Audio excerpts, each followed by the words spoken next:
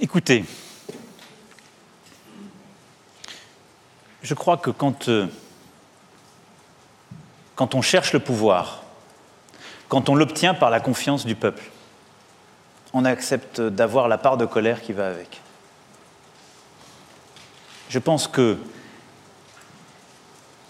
diriger aujourd'hui en démocratie, quel que soit le pays, c'est accepter de ne pas être populaire. Et je préfère être responsable, tenir mes engagements, prendre les décisions que je crois bonnes avec le gouvernement pour notre pays et être impopulaire plutôt que chercher à séduire de manière qui serait toujours éphémère. Donc j'assume. J'assume. Et je pense que l'état de nos démocraties implique cette part de colère. Alors est-ce que ce qu'on a vécu ces derniers mois, pour autant, se justifie ? Ça, je ne crois pas. Et indépendamment de ma personne, la haine qu'on a pu voir déferler à mon endroit, parfois à l'égard de ma famille, ça, ce qui est inacceptable, à l'égard des élus de la République, ce qui l'est tout autant, je crois que ça, c'est une dilution de la morale collective très profonde qu'il nous faut condamner avec beaucoup de vigueur. La démocratie, c'est ce qui permet de tout dire librement, de le dire au moment du vote, de le dire tout au long de l'année, de le dire quand on est journaliste, quand on est citoyen.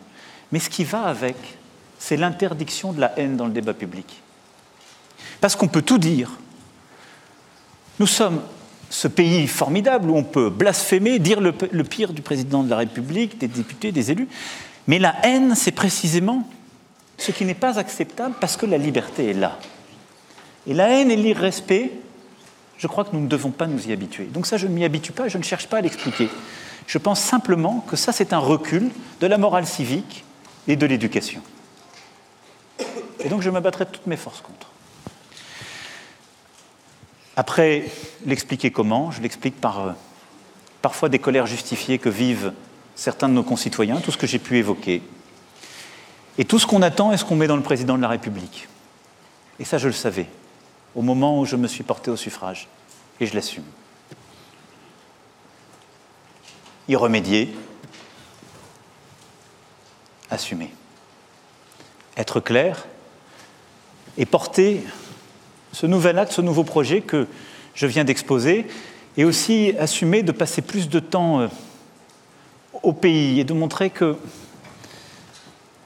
par ce contact, cette présence, ces explications, il y a aussi une profonde considération, d'abord parce qu'elle est au cœur de mon engagement politique et de ce que je suis, parce que je pense que ça peut lever beaucoup de malentendus. Et donc je pense que l'humain remis au cœur du projet,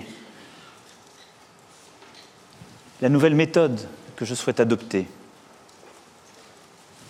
la nouvelle manière aussi que je vais avoir de bâtir les décisions, me déplacer, de faire, ce sont des choses qui peuvent répondre à la juste part d'énervement qui avait pu naître de malentendus, que j'avais sans doute contribué à nourrir.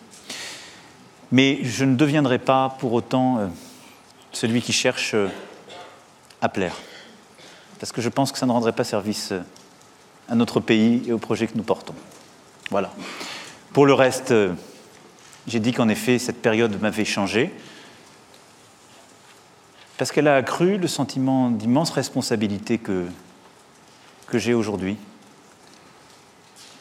Et elle a accru ce que je disais à l'instant quand j'ai évoqué auprès de votre collègue, le fait que pour moi, j'ai la conviction que je n'aurai jamais de répit.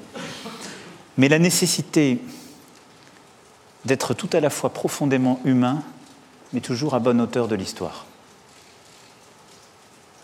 Le moment que nous vivons est historique, parce que c'est tout simplement la question de nos démocraties qui est en jeu, très profondément.